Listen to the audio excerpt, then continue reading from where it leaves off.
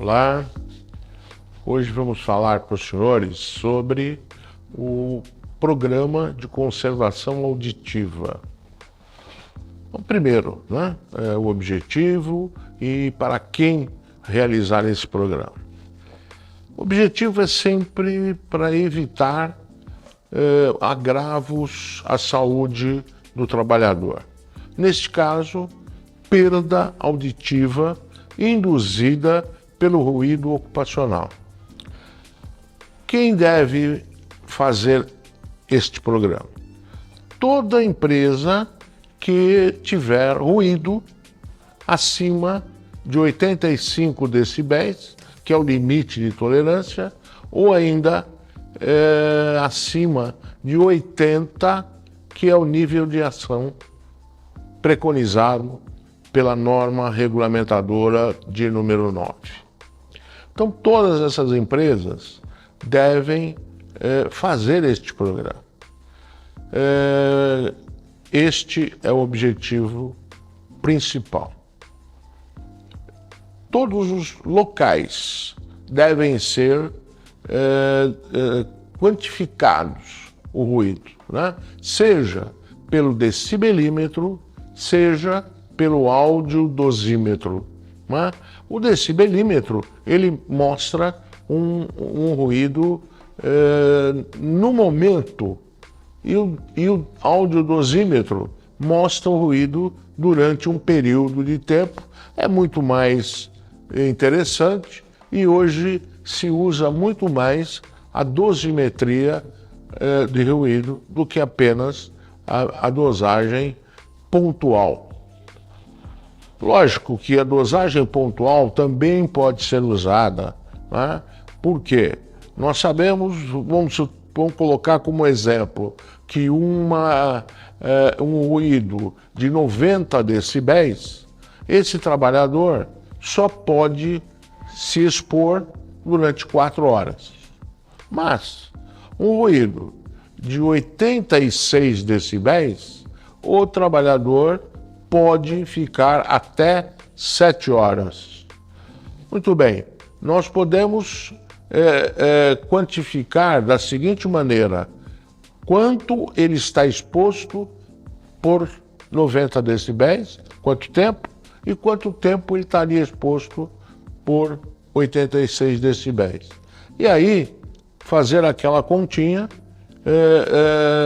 e com isso sabermos qual é o ruído que ele está exposto. Porém, o dosímetro é uma coisa muito mais moderna e a gente deve usar quanto mais possível. Quando nós tivermos, então, um ruído com o nível de ação já ultrapassado, ou seja, com ruído acima de 80 decibéis, desencadeia todo o programa de conservação auditiva. Normalmente, neste programa, estarão envolvidos o médico do trabalho, a fonoaudióloga, a enfermagem do trabalho e a segurança do trabalho. Por quê? Porque tem medidas que devem ser tomadas de todos esses colaboradores e é multidisciplinar. Então, quando nós tivermos este ruído, desencadeia, a segurança deve procurar minimizar ou tirar este ruído, através de medidas até de engenharia. Então, nós já tivemos esse exemplo de empresas que tinham um ruído muito alto e foi feito o seguinte, todas as máquinas com ruído ficavam em um determinado local. Algumas foram enclausuradas. Então, eu lembro bem que nós tínhamos prensas grandes que foram enclausuradas com materiais acústicos. E com isso foi reduzido o ruído. Todos os equipamentos que poderiam ficar para o lado de fora da empresa foram colocados para o lado de fora da empresa. Os locais com ruído eram separados por paredes acústicas, né? Eram usados materiais acústicos. Com isso, reduziu muito o nível de ruído. É difícil a gente conseguir fazer com que o ruído muito alto fique em níveis de normalidade. Então, se tivermos em uma empresa um ruído muito alto, nós conseguimos fazer isso, mas ainda continua o ruído e as medidas vão ter que ser tomadas, as outras medidas vão ter que ser tomadas. Então, mas diminui muito, né? E quando diminui muito, você pode usar um protetor auricular, qualquer um, que vá reduzir este ruído. Toda ação deve ser coletiva e não usar o EPI. O EPI é o último recurso, né? Mas é um recurso que ainda existe. Então, tirado essas medidas, feito uma manutenção preditiva das máquinas, porque muitas vezes as máquinas começam a fazer barulho porque estão com alguma engrenagem, com alguma roldana que precisa ser ajustada, apertada. E isso tem que ser feito com uma frequência. Então, feito isto, tomadas as medidas de enclausuramento do processo, quando possível, de paredes acústicas, e continua o ruído, aí sim vamos usar os EPIs. E cabe à segurança determinar que tipo de equipamento de proteção individual utilizar. O famoso protetor auricular. Nós temos basicamente 3 tipos. O de inserção não moldável, ele normalmente é feito de borracha ou de plástico e é introduzido no conduto auditivo. O moldável, né, que ele é de espuminha, você consegue apertar até que ele entre e lá se expanda, se expande dentro do conduto auditivo. E o último é o de concha, né? Lógico que cada um tem as suas vantagens, tem as suas desvantagens, e cabe à segurança, junto com o colaborador, escolher o melhor equipamento de proteção individual. Para alguns ruídos, são necessários 2 tipos de protetor auricular, porque o ruído é muito alto. Então, ou o de espuminha ou o de inserção, e acima dele também o de concha. Então, essas medidas de segurança devem ser tomadas sempre que o ruído estiver acima de 80 decibéis como nosso nível de ação. Além disso, deve-se fazer um treinamento e uma conscientização desses colaboradores do porquê estão usando isso. Normalmente esse treinamento pode ser feito pela própria segurança, ou pela enfermagem, ou pelas fonoaudiólogas, né? Outra coisa, se tiver acima de 80 decibéis, obrigatoriamente este funcionário, este colaborador, terá que fazer as audiometrias.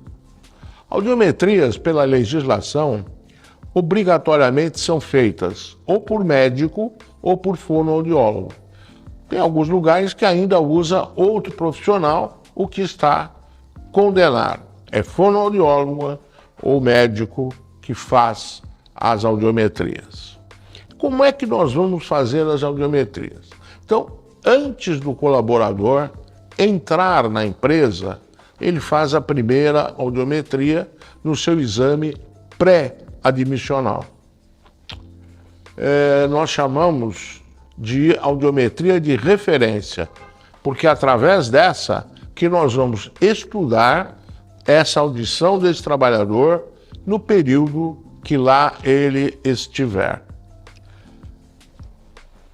Às vezes, este funcionário pode já vir com uma perda auditiva e nós precisamos tomar uma conduta frente a este resultado no momento da admissão. Uma audiometria com um comprometimento não quer dizer que este funcionário esteja inapto.